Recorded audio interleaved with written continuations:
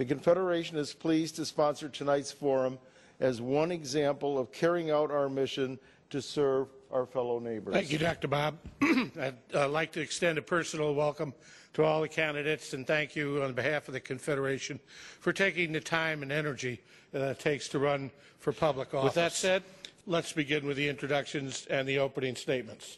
And we'll start on the left side with Jo Malik. Jo has lived in Naperville for over 20 years with her husband and son. She is a successful small business owner and has chosen Naperville as the place to accomplish her personal and professional goals. Jo states that she is not a career politician and that she is just a concerned citizen who is willing to serve the public. Jo, your opening statement. Thank you. Thank you, Rick. Thank you to the Naperville Homeowners Confederation, and thank you to the Naperville voters. I really appreciate this opportunity to essentially interview for the job of City Councilman. As you stated, I don't have a background as a politician. I've never been appointed to a board or a commission, so I don't feel I owe anyone in our city government anything. I'm strictly running for City Council because I care about Naperville. When I moved here over 20 years ago, it was for the school system and for the safety and security of the neighborhoods. Naperville was known around the country as one of the best places to raise your family. Unfortunately, we are now nationally infamous as the city who arrested 2 moms for refusing a smart meter. We were also known for having the greatest school system. We're also known for the city with the heroin problem. The state's attorney has called it an epidemic, and I wonder what happened to Naperville. And I have an idea of what happened to Naperville. City Hall used to work for the residents of Naperville. It respected the voice of the people. Today, we face an unresponsive City Council. I care about Naperville, and I will fight for the rights of our citizens. We can't do it alone. Together, we can have an open and responsive city government. We can have town hall meetings where you can ask questions and, more importantly, get answers. We can work together to elect public servants, not politicians, who will work for the people of Naperville. Together, we can recover Naperville, the Naperville of the past. We can shift the focus from the wants of an 8-person board back to the needs of 145,000 citizens. Thank you. Thank you, Jo. For most city council elections in the past 20 years, traffic has been a campaign issue. A recent survey by the city revealed that traffic is the #1 complaint residents have with living in Naperville.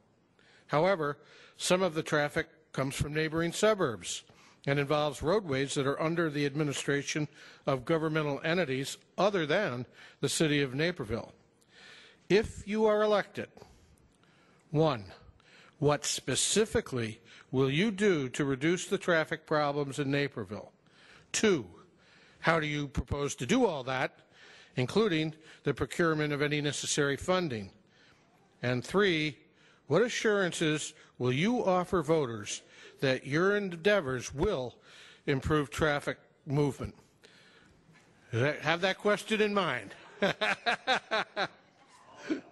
Jo, it's your turn to wrap up. Thank you.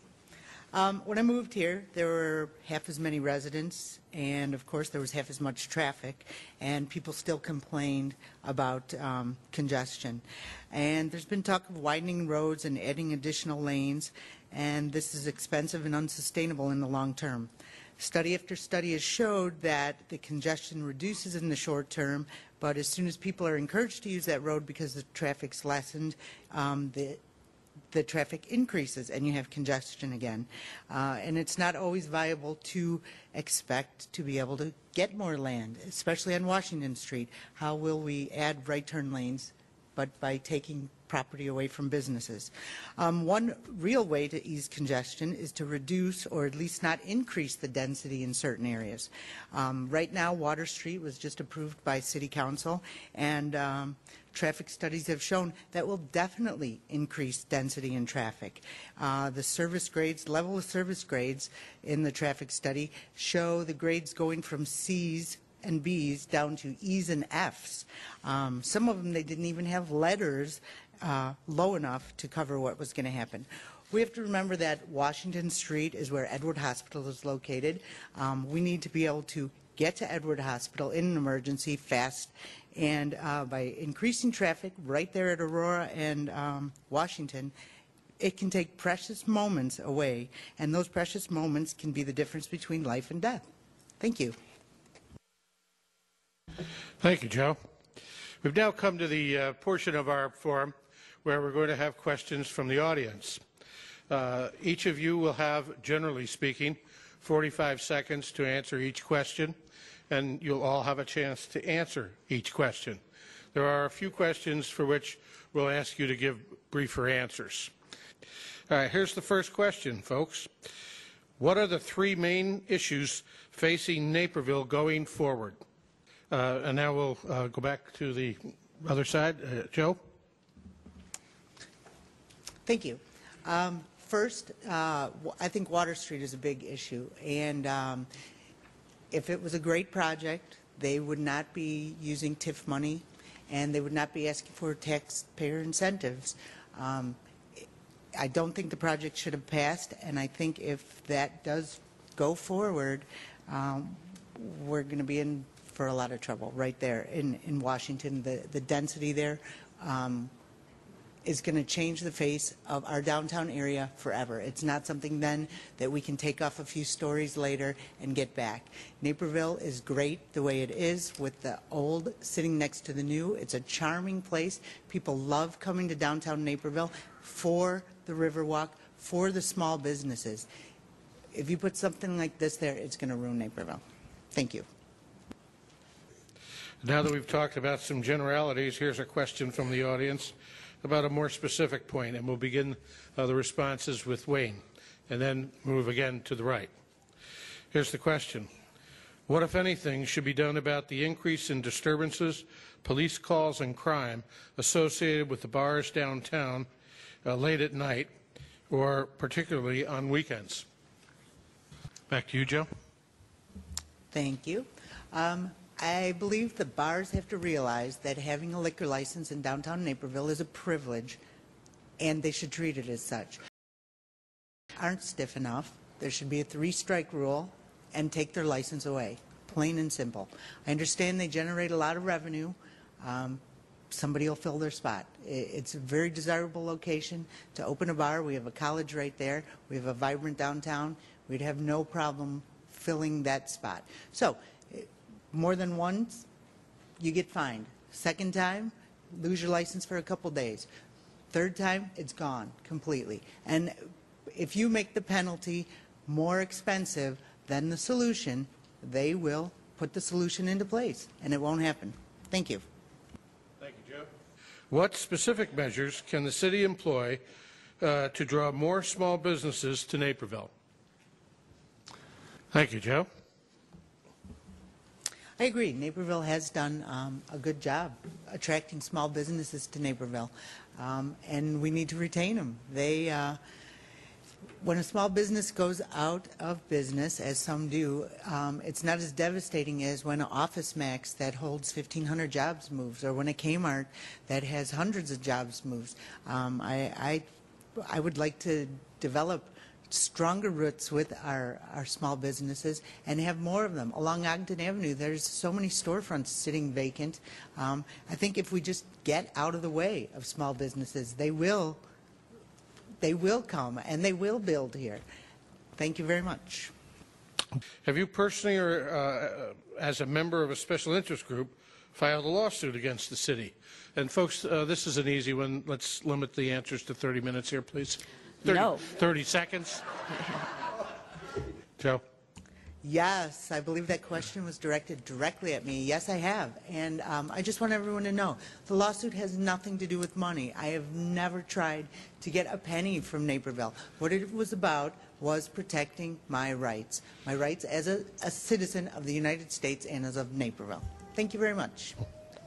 How can we get control of the heroin problems in Naperville and keep our kids from dealing and dying? Joe? Yes, it is getting worse. The DuPage County State's Attorney has called it an epidemic. My issue with the funding from the council is more money has been spent on the bell tower than has gone towards programs specifically addressing the heroin addiction, suicide rates of our teens and our kids in Naperville. More attention, more resources should be directed at the problem. We have groups that are willing to step up and help. They just need funding. So rather than fund the bell tower, how about we save our kids? Thank you. The Water Street project is in the process of approval.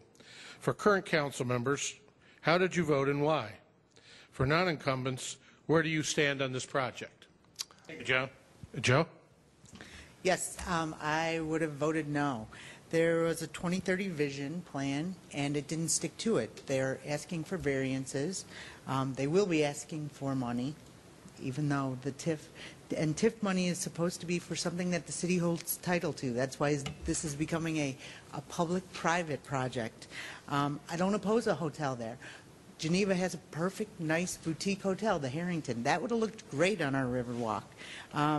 They're putting office buildings there also. We have plenty of vacant office space all over Naperville. Why do we need more office space in downtown Naperville?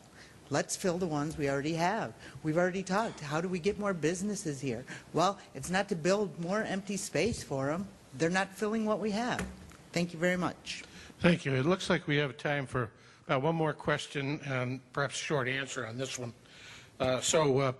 In keeping with our rotation, I'm going to start this time with Kevin Coyne, and we're going to go to the left and then back around.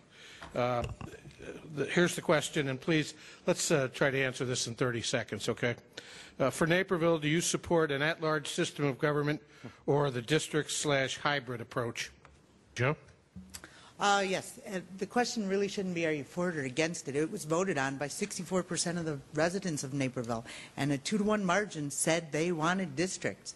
Now that it's coming up for a revote at a municipal election where less people can overturn it than voted no originally, I think that's wrong. That's my opinion. Thank you, Joe. Now, going to close the audience question portion and go to the closing statements. You get a minute and a half for that. Anybody who can be briefer will be appreciated. We're running a little late. Jo Malik. Yes, thank you. Being the final speaker, I'm sure you're all happy about that. I, too, was in the Daily Herald. I was mentioned as not being the one that they were supporting. I have no ulterior motives for running for City Council. I want to be your voice. I want to listen to what you want done to Naperville and help to implement that. I do stand for fiscal responsibility. I would like to put an end to pet projects being funded. I stand for an open and responsive City Council where everyone's voice can be heard. Right now, you get 3 minutes and you may or may not get answers to your questions. I'd like that to change. So I need your vote on April 9th. Your vote is your voice, and I'd like to hear it loud and strong at the polls for Jo Malik. If you'd like more information about me, you can go to electjo.com. Thank you very much.